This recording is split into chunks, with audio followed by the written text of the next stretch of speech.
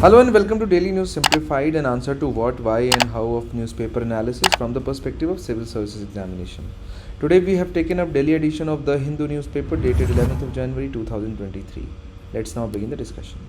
So the first article that we have taken has appeared on page number 2, which happens to be the page for the regional news, and this might not be visible to everyone across the country, but this topic is very important.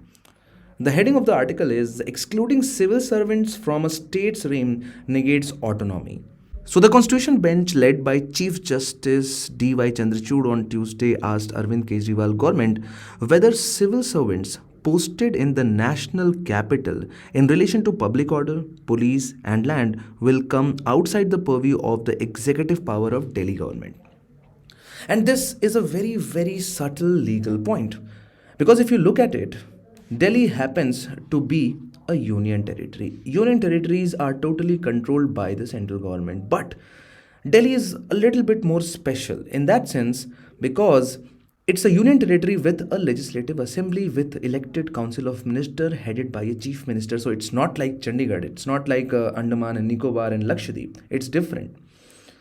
And so, in order to understand why there is always a tussle between the Delhi government and the central government, we have to understand first the constitutional development of Delhi, constitutional provision, and what are the issues in it.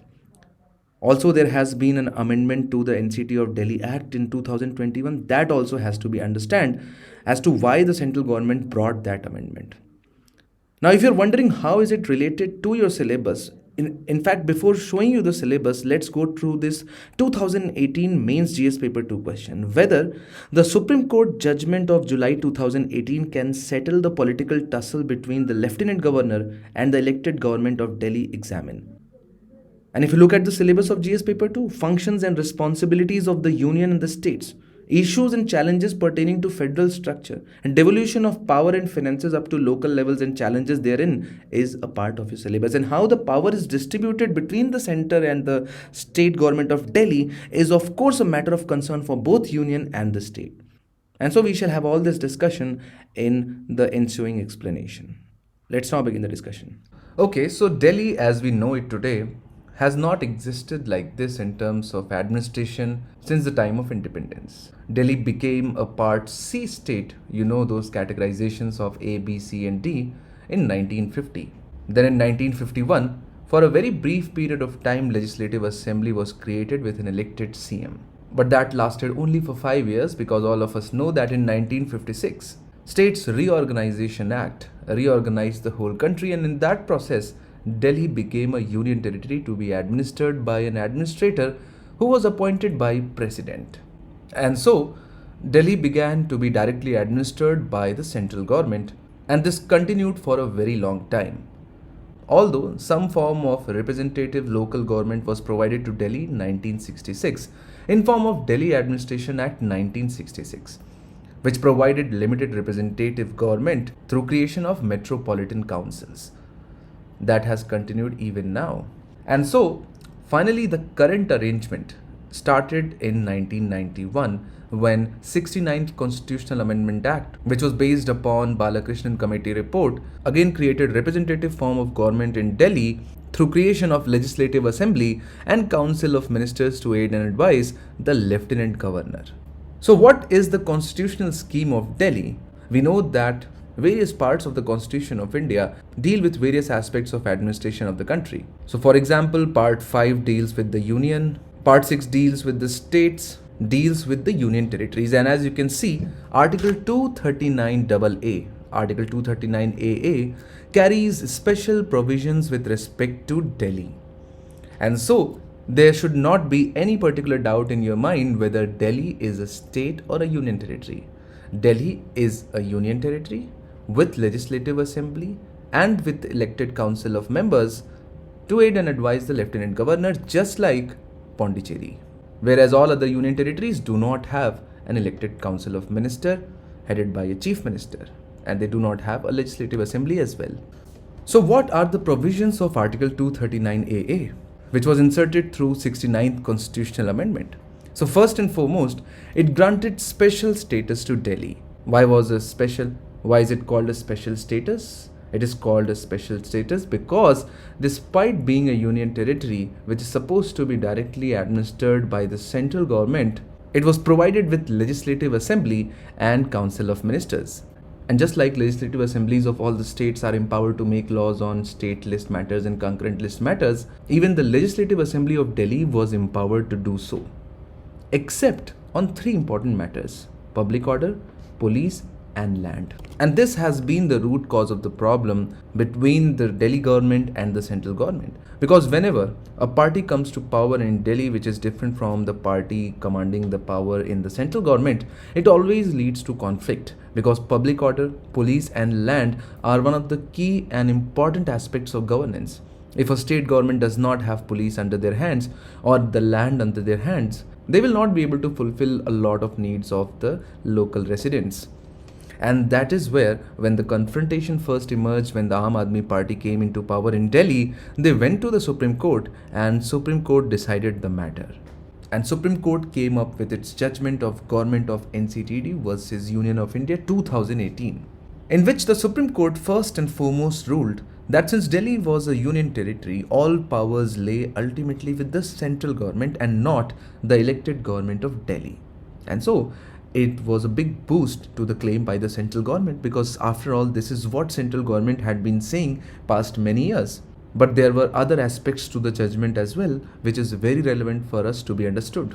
So apart from reinstating the claim of the central government, Supreme Court observed many things, and it issued a form of principles in order to ensure the better governance and efficient administration of the Delhi.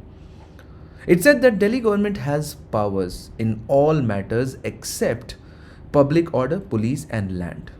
And so, the LG would be, or the Lieutenant Governor of Delhi would be bound by the aid and advice of Council of Ministers just like all other governors, except on those matters which are mentioned in the public order, police, and land. So if the government comes up with some initiative in health and education, the Lieutenant Governor should have no problem and should usually approve that initiative. But if an initiative or a law deals with police or land, Legislative Assembly and Council of Ministers cannot do anything about it. But apart from this, the only exception to this rule is a proviso mentioned in Article 239AA, which allowed the LG to refer to the President any issue on which there was a difference of opinion with the Council of Ministers. In such a case, the LG would be bound by the President's decision. Now, this difference of opinion can be related to police, public order, and land, but they can be with respect to various matters, and this is where the main problem starts. Since the Lieutenant Governor can have issues in any of the fields under the matters of Legislative Assembly and Council of Ministers, he or she can refer any matter literally to President, which then ultimately will be decided by central government. And so this created a big problem. And so on all the matters where LG and Council of Ministers have differing opinion, neither LG nor COM can decide on their own, but that matter has to be referred to President. And so you can see that this particular judgment did not do anything exceptional to help solve this complicated situation. And that is why the Government of India came up with Amendment to the GNCTD Act 1991, which is known as Amendment Act 2021. And government gave two very specific reasons to come up with these amendments. The government said that there was no structural mechanism within the 1991 Act to ensure time-bound implementation of the rules of the Act. And also, the law gives no clarity about what proposal or matters need to be taken up with the LG before issuing an order. And so there was a time that these two things needed to be clarified. And so this particular amendment brought two important changes to the Act. First, the amendment says that the term government in any law made by the Legislative Assembly shall mean LG. Whereas, if you remember the 2018 judgment of the Supreme Court, it said the LG would be bound by the aid and advice of Council of Ministers in matters that were not directly under the control of LG. And the second important change which the amendment has made is that LG's opinion shall be obtained before the government takes any executive action based on decision taken by the cabinet or any individual minister. So now the LG's opinion has been made must even before the decision has been arrived at, and all the references to the government would mean references to the LG. So indirectly, all the powers are now being transferred to the Lieutenant Governor of Delhi. And that is why the Delhi government has again challenged these amendments in the Supreme Court. Apart from this, there are two other important aspects as well. For example, under the Amended Act, Legislative Assembly shall not make rule to enable itself to its committees to consider the matters of day-to-day administration of the capital or conduct inquiries in relation to the administrative decisions. Any of the rule made in contravention of this provision shall be void. So the Legislative Assembly cannot make any rules, and that is a big problem when it comes to the normal functioning of the Legislative Assembly. And finally, the LG will not assent to and pass on to the President for consideration of any bill which incidentally covers any of the matter which falls outside the purview of the power conferred on the Legislative Assembly. Which means that if LG feels that any of the upcoming draft bill has potential to impact either public order or police or land directly or indirectly, he will not give assent to that particular bill. This has now been explicitly mentioned. So now this has created a lot of problems and there are a lot of issues with the Act. First and foremost, centralization of the power in the central government. The Act favors vesting real powers in the nominated LG rather than in the representative government. Then it undermines the representative form of the government. LG, who will now be the government, is under no obligation to implement any law passed by the Assembly or carry out the directions of the House, as he or she is not responsible to the Assembly. Then it also goes against the much touted cooperative federalism principle of the central government. At the same time, it is also going to create a lot of roadblocks for the Delhi government. The elected government of Delhi will have to wait endlessly for the LG's opinion without being able to execute their decision. And hence there are high chances that the government could become dysfunctional in Delhi. And apart from all the facts, the Act has been passed in haste without being referred to select committees and without proper debate. So the next article that we have taken has appeared on page number 10. DSE gives not to purchase indigenous defense systems. Acceptance of necessity given for 3 capital acquisition proposals amounting to around 4,276 crores. Which includes helicopter-launched Nag missiles and BrahMos cruise missile launchers for ships. So the Defence Acquisition Council, headed by Defence Minister Rajnath Singh, also an important point from the perspective of prelims examination, is that the Defence Acquisition Council is headed by the Defence Minister, has accorded acceptance of necessity for 3 capital acquisition, which means 3 different forms of arms and ammunitions have been approved to be acquired by the Defence Forces. These include helicopter-launched Nag, anti-tank guided ATGM, very short-range air defense or Vesharod, BrahMos cruise missile launchers, and fire control systems. Now, if you notice one thing is the fact in the heading is all these systems are indigenous defense systems. They are made in India. So we are going to begin the analysis by first understanding the mapping of this particular topic with the UPSC syllabus. And as you can see, achievement of Indians in science and technology, indigenization of technology and developing new technology is a part of your syllabus in GS paper 3. And so in this regard, we are going to discuss 4 key things. Why there is a need for indigenization, what are the issues with indigenization, what are the steps that have been taken for indigenization, and the draft defense and export promotion policy which was released just last year. And so let us now begin the discussion by first understanding why is there a need to indigenize, and this goes for any technology, this goes for any sector, but specifically for the defense sector. Why indigenization of defense technology is absolutely important for maintaining India's integrity and sovereignty. Starting with India's second largest arm importer. If you take all the countries which import arms and ammunition from foreign countries, India stands second in the list.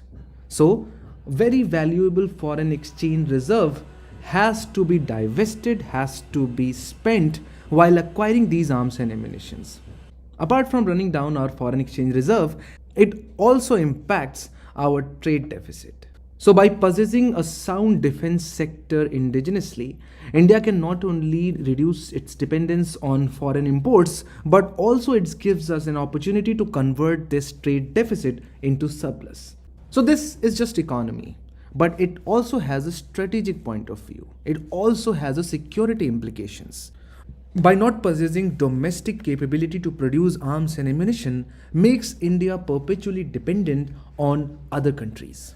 Because once you start importing a lot of arms and ammunition from foreign countries, first, it does not gives you an opportunity to develop your own domestic base, and second, you are perpetually dependent for their parts, for their servicing, for their maintenance on the source countries. And this subjects India to a lot of strategic constraints. So for example, if you have imported significant amount of fighter jets from France, it is mandatory for India now to maintain cordial relation with France, because if tomorrow France says that we are not going to service our Rafale jets, then India cannot do anything because there is no other supplier of the parts of this very specific and specialized fighter jet. Apart from that, having a domestic capability to develop such a high-tech machinery is going to employ a lot of people, not just in primary but secondary at tertiary level as well. And it will definitely lead to overall industrial growth. Because you need to understand the concept of propulsive industry, and defense sector is a propulsive industry. So it's just not like a very minor industry which is going to serve its own purpose. Once a defense project is established, a lot of other industries are needed to support or to cater to the defense industry, and hence it has a multiplier effect. So propulsive industries are those which lead to generation of subsidiary industries along or around their areas. So you can understand that having a sound domestic base of manufacturing in defense technology is not only important for economic purposes but also very, very crucial for India's strategic independence or autonomy. Because then Indian foreign policies would not be contingent upon the policies of major developed countries. So for example, right now, West is in fight or in war with Russia, not directly but indirectly. Now India imports arms not just from Russia but also from US and France, which is stopping India from taking any sides in this particular conflict. For example, in last 3 to 4 years, India is having a very hard time in convincing USA that import of S-400 missile defense systems from Russia should not be put under sanction list of America. So these kinds of problems shall not arise if India has defense domestic production or sound domestic defense manufacturing capabilities. So before going forward, let us now first understand what are the pillars of defense capabilities. So you need to understand that there are 4 stakeholders to defense manufacturing ecosystem. The first one is the end user, which is the overall purpose of designing a defense equipment, which are armed forces. They are the people who are ultimately going to use these weapons. Then next comes designing, which is the conceptualization of the weapons, for which we have DRDO. Then after an equipment has been designed or conceptualized, that design once approved is handed over to the manufacturer or the makers, which are basically either public sector undertaking companies or the private sector undertakings. And then last but not the least, pillar of defense capability is academia, where all the frontline research goes on. If we talk about the 4 components, the last one, which is academia, is the weakest link in our country because the human resource capabilities in developed countries which deal with the cutting edge research is generally located in top institutions like Harvard, Stanford, MIT, Caltech, whereas in our country, the cutting edge research is right now going on in DRDO and ISRO and not in our universities and institutes.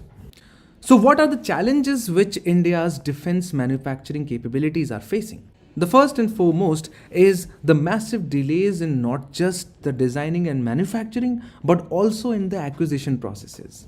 And the main reason behind that is the functioning of armed forces, which are the users, the designers, which is DRDO, and the makers, which are PSUs, work in silos. There is hardly any interaction or collaboration, so to say, in between or among these 4 pillars. And because of this, when a need is felt by an armed forces or component of armed forces about a new equipment or a weapon or a technology, it is usually 5 to 10 years of delay when that need is communicated to DRDO.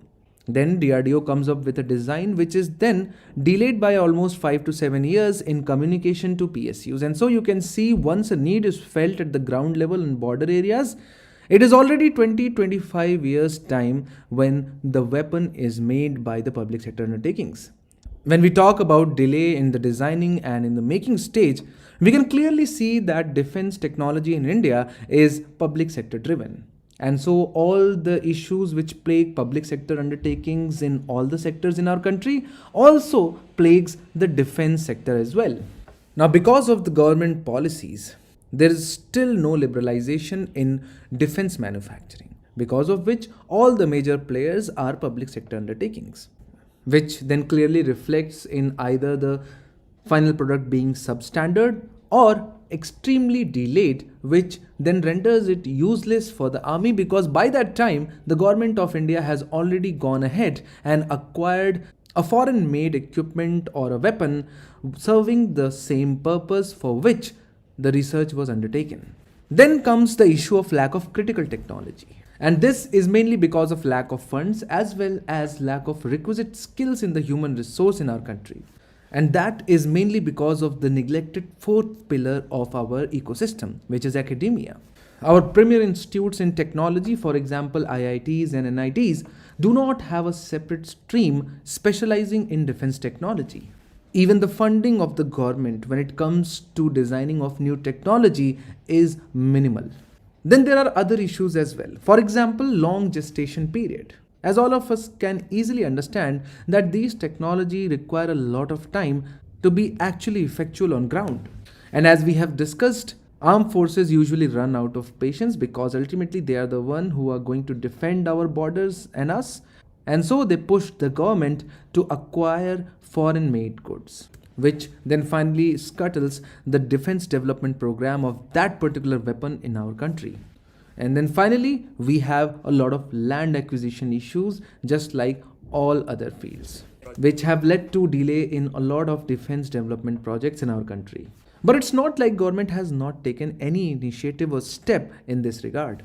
We have a Department of Defense Production in Ministry of Defense taking care of production and designing of new weapons, which manages and runs the ordnance factories, which manufacture a lot of arms, and especially the minor arms, but which are mainly on the basis of technology transfer, where an original patent holder of a foreign weapon leases out licenses to manufacture a particular arm to various companies across the world. So it's not like a development of new technology, but production based on already existing technology purchased on license from a foreign vendor.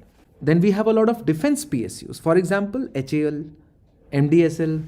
Also recently, government has started issuing licenses to the private sector players for the production of minor arms. So this is mainly as far as the production is concerned. What about designing? And for that, we already have DRDO, which is the prime agency responsible for designing and development of state-of-the-art defense technology, and one of the few most significant and successful technologies developed by our DRDO are Prithvi Missile, Agni Missile and Tejas. Then this is not just it. Indian Armed Forces have their in-house design team and the wings, which parallelly run the program of designing of new weapons. Because ultimately they are the ones who are going to use it, and so they are the most well-placed agencies to understand their own needs and come up with some very rough draft or a very initial basic design which can then be communicated to DRDO for further development. Then in 2020, government notified defense procurement procedure, which came up with a lot of categories of defense equipments. For example, made in India, built in India, designed in India, and depending upon the percentage of indigenization, the government gives preference in the acquisition process. Then the government has also come up with a lot of schemes, for example, Make in India, Startup India, IDEX. Then recently, Government of India has also launched this scheme of defense corridors.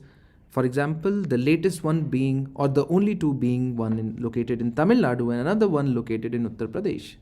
So the draft Defense Procurement Policy 2020 is the latest document of the Government of India. It is important for us to have a look at that. It aims to achieve a turnover of rupees 1,75,000 crore or $25 billion, including export of around 35,000 crore in aerospace and defense goods and services by 2025. It intends to develop a dynamic, robust and competitive defense industry, including aerospace and naval shipbuilding industry, to cater to the needs of armed forces with quality products.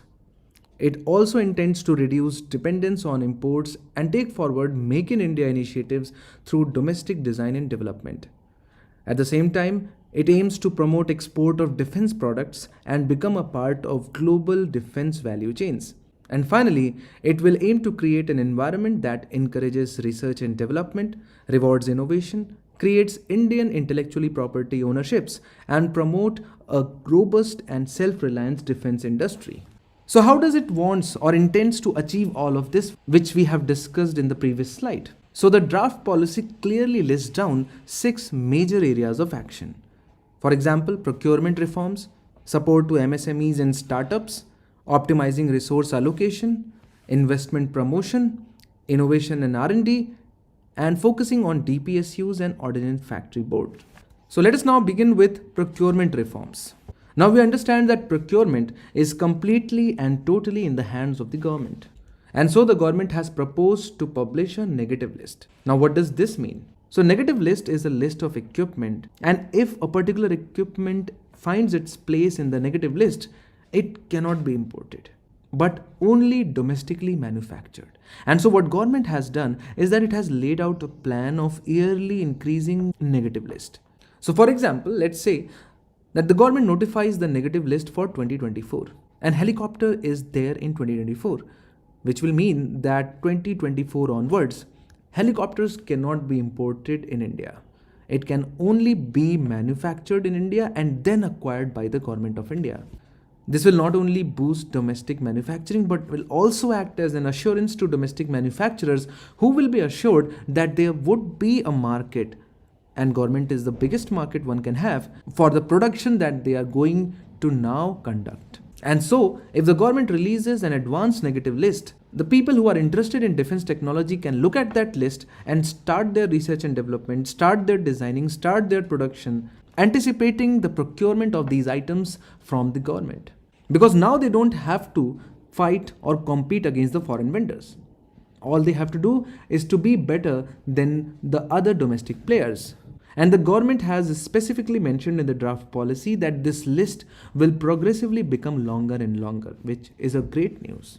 At the same time, government also realizes that defense manufacturing and production is a highly specialized and skilled job, which requires a priori estimation of the development times and production lead times, which is basically the minimum amount of leverage in terms of time an agency needs to be able to successfully develop a weapon or an equipment, life cycle costs, as well as maintenance requirements. And so in order to be able to calculate all of these and integrate these into the overall cost, a project management unit has been conceptualized in the draft policy, which will have representation from all the services, which will not only facilitate the overall procurement, but will at the same time also ensure the enforcement of the contracts.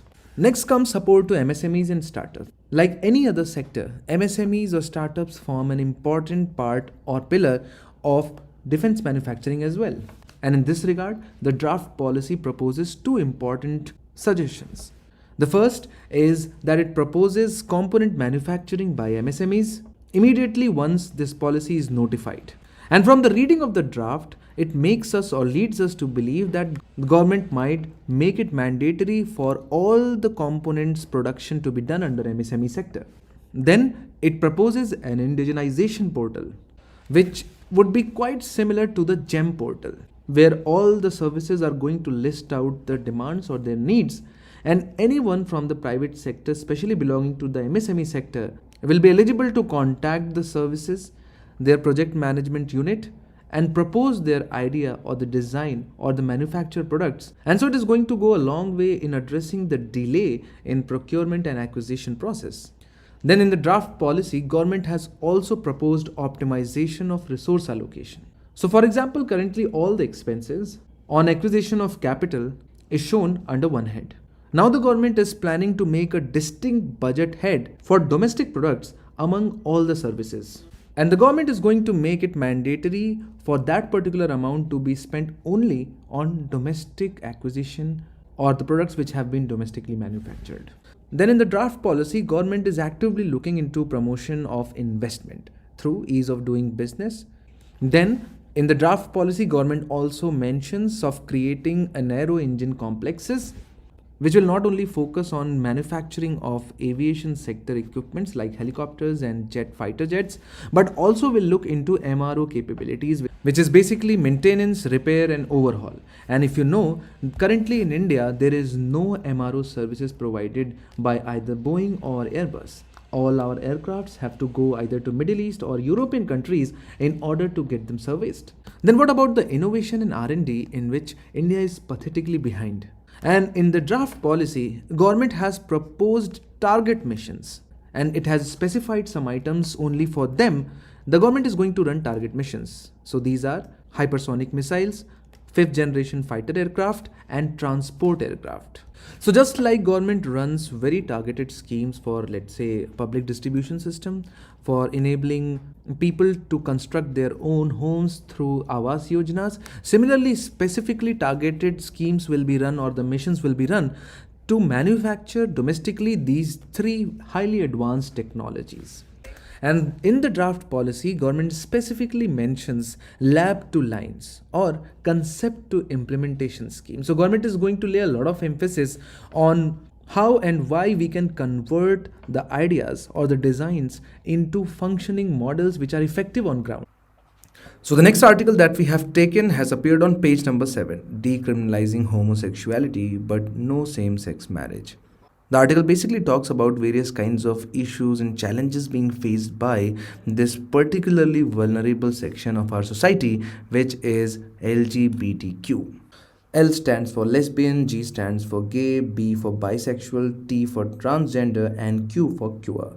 Now, if you look at the syllabus of GS paper 2, welfare schemes for vulnerable sections of the population, schemes, mechanisms, laws, institutions, and bodies constituted for the protection and betterment of these vulnerable sections is a part of his syllabus, and hence it is important for us to understand these legal spheres along with the challenges being faced by these communities, particularly LGBTQ. And so today we shall just limit our discussion to the issues being faced by the LGBTQ community. Let us now begin the discussion. So when we talk about the issues related to LGBTQ community, the issues can be segregated into 5 main headings: lack of data and basic research, which is a basic problem; marginalization and social exclusion related to stereotype and stigma; educational exclusion; economic deprivation; and finally, the legal injustice or lack of justice to the LGBT community. So when we talk about lack of data and basic research, this is a fundamental problem in dealing with most of the vulnerable sections. Because if you do not have the proper data, and if you do not have research and statistics about this population belonging to LGBTQ community, how are you even going to formulate a policy? And finding empirical data on, let's say, economic, health, family, and other outcomes of LGBTQ people is complicated by several challenges. For example, most of the surveys related to economy or health do not include questions about sexual orientation. So if you fill up the forms, the questions are always about the gender with which a person identifies and not the orientation or the sexual preferences of that particular person. Apart from that, stigma and fear of discrimination might always reduce the willingness of LGBTQ people to correctly report their sexual orientation or gender identity on surveys. So if you combine these two factors, they ultimately lead to the lack of data and hence deter the basic research. For example, in 2011 Indian census, which marked the first time that an other category was added to the male and female options on the question about sex. And this is a very, very important information from the perspective of prelims examination. 2011 Indian census marked the first time that an other category was added to the male and female options. And in a sense, it provided a third gender category. But the result count of transgender people is thought by some observer to be unreliable. A total of 4,90,000 individuals of all ages reported the other option, or about just 0.04% of the Indian population of around 1.2 billion people. Can you believe it? In fact, many observers believe that figure to be an undercount or understatement given the unfamiliarity of the option. Concerns about the quality of answers quoted by enumerators and the likely underreporting by transgender people worried about revealing a stigmatized status to the government are some of the factors which might have resulted into this underreporting. So just 4.9 lakh people in India have come out as the transgenders, which is a way below as compared to the developed countries. And so it is a challenge to frame appropriate policies for the LGBTQ communities without the reliable and adequate data. As we have understood, because of the stigma attached to the sexual orientation, the LGBTQ people are relegated to the margins of society. This marginalization often excludes them from accessing basic services like education, like health, like housing, and even accessing the legal justice system. And so all these are basically out of the purview of a transgender or a person belonging to LGBTQ community in general. This marginalization and social exclusion often reflects itself in the form of exclusion from the educational network and educational system in India also. Because when you come out as an LGBTQ person, the harassment and violence by teachers and classmates and colleagues is very common. And that treatment reduces their ability to continue with their education. Apart from that, resources for investment in training or education by families might also be diminished for children who are gender non-conforming, which basically means that people who do not conform to the biological sex at birth, which is either male or female, they are known as people of gender non-conforming. Then if you're excluded and marginalized from society and if you do not get enough education, of course your chances of doing well economically are diminished, and hence the economic deprivation. There is very pervasive discrimination in hiring, which basically results from low skill acquisition while at the time of education and vocational training. And since they already have very unequal access to education, this results in wage gap also. And final nail in the coffin is the legal injustice. So you knock on the doors of judiciary and you do not get justice, or in fact, you're not able to knock on the doors of the justice also. Despite homosexuality being decriminalized in India after the Section 377 was struck down, let us know in the comment section which was that important judgment which led to the striking down of Section 377. Section 377 has been decriminalized, but the laws in India still remain hostile and prejudicial towards the LGBTQ community in several aspects of the current debate, for example, about marriage. So your marriage cannot be registered if the two people do not belong to the opposite sex. So in India right now, in order to get your marriage registered, one person has to be male, another person has to be biologically female. Apart from marriage, the problems of adoption also are strongly tilted against LGBTQ communities. Then problems of surrogacy also hinder their parenthood. So you can see that in terms of legal sphere also, the people belonging to LGBT community, once they come out as LGBTQ, are not treated equal to the straight people. Now, in this regard, two important legal judgments are worth remembering. First, of course, is the Nalsa judgment of 2014, where the Supreme Court issued a sweeping judgment which held that transgender people should be legally recognized according to their gender identity, enjoy all fundamental rights, and receive special benefits in education and employment. Whereas in case of Navteej Singh Johar versus Union of India 2018 judgment, the Supreme Court decriminalized Section 377 of IPC, which basically means decriminalization of homosexuality. And that the Section 377 was violative of right to freedom of life, privacy, and equality of sexual minorities. The last article for today's discussion, the stalemate between Telangana and Andhra Pradesh. So why is there a conflict between the two states?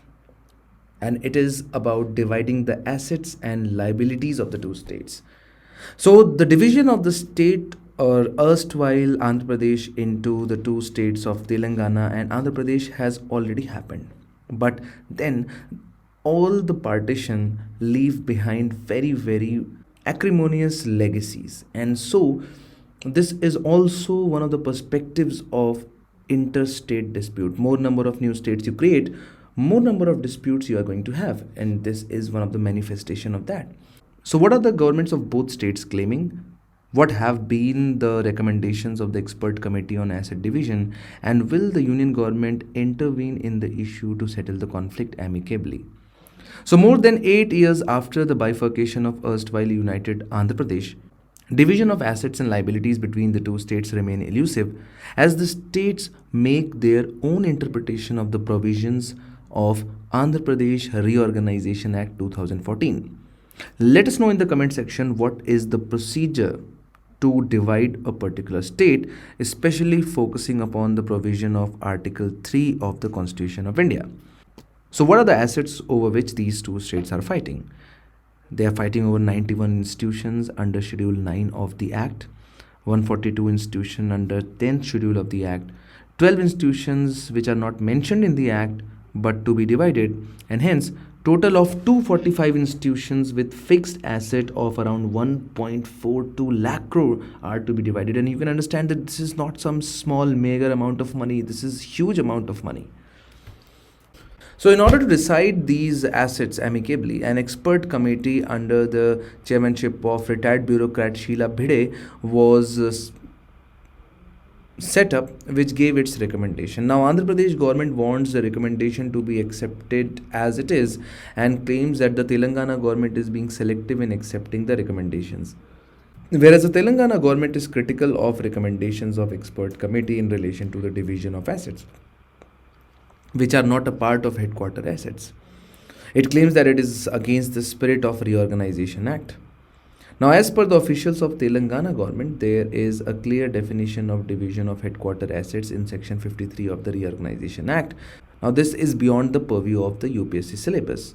However, what is under the purview of UPSC syllabus is the original jurisdiction of the Supreme Court under Article 131, because now these two states have reached the Supreme Court to decide the matter. Now, if you look at Article 131,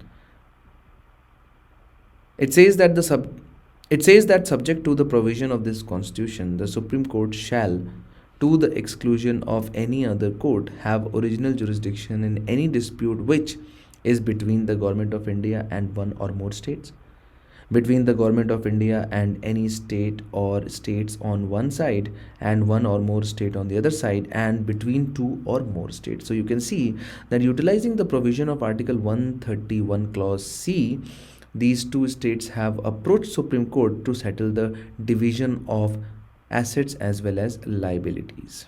And this is very, very important from the perspective of prelims examination.